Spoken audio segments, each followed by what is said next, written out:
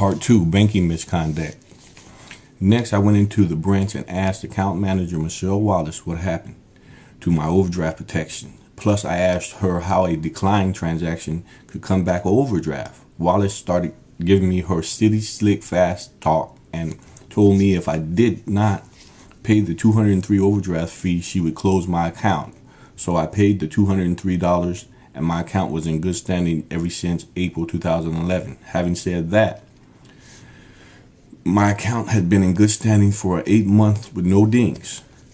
Next, I went to the store to make a withdrawal on 12/30/2011 because my direct deposit government check was to be put into my account that day, and the transaction came back declined. When I called the bank, I was told the account was closed on 12/19/2011 after 8 months with no dings and no notification.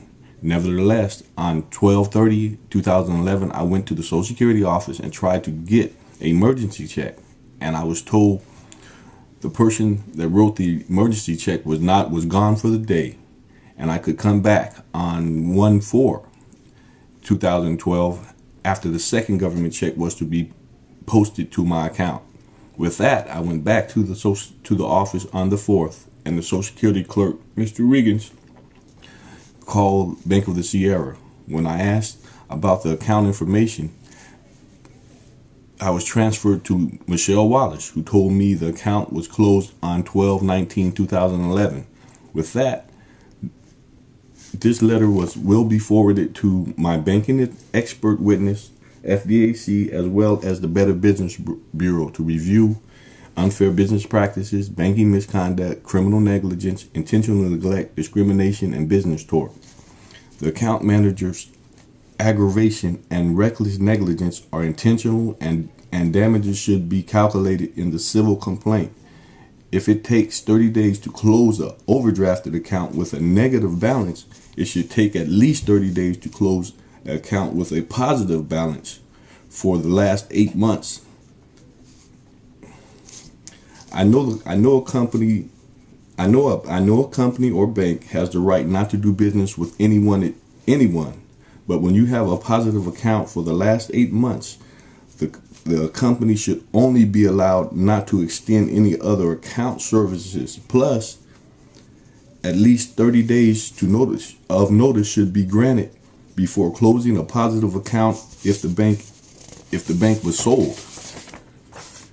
I feel it should be some kind of federal banking law to support this cause of action and points of authorities. Closing. This bank's actions also affect my consumer and mortgage credit. I am trying to build my credit with good accounts histories. Please cover all pending transactions and stop the chain reaction of defaulted transactions. Thus, plaintiff is bringing this civil action against all listed defendants in both official and unofficial capacity because plaintiff alleged all the actions took place while defendants were on duty as employers for Bank of Sierra. If a bank has over $1 billion in assets, business tort and punitive damages should rank in the millions. If a court deems these actions are intentional, thus plaintiff seeks $5 million in damages from Bank of Sierra for closing my account without proper notice. I had checks coming and going out. PayPal donations, eBay house sales, and payday loans all defaulted. As to defendants Wallace and Carr, plaintiff seeks $500,000 per defendant, being their actions were intentional. Note for the Bank of Sierra president, your vice president, account manager, and bank manager are displaying actions of conspiracy to commit bank misconduct, discrimination, business tort, unfair business practices, and intentional neglect. The way my account was overdrafted shows they intentionally neglected to put in place my overdraft protection, plus more. They closed my account. End of memorandum, part 2.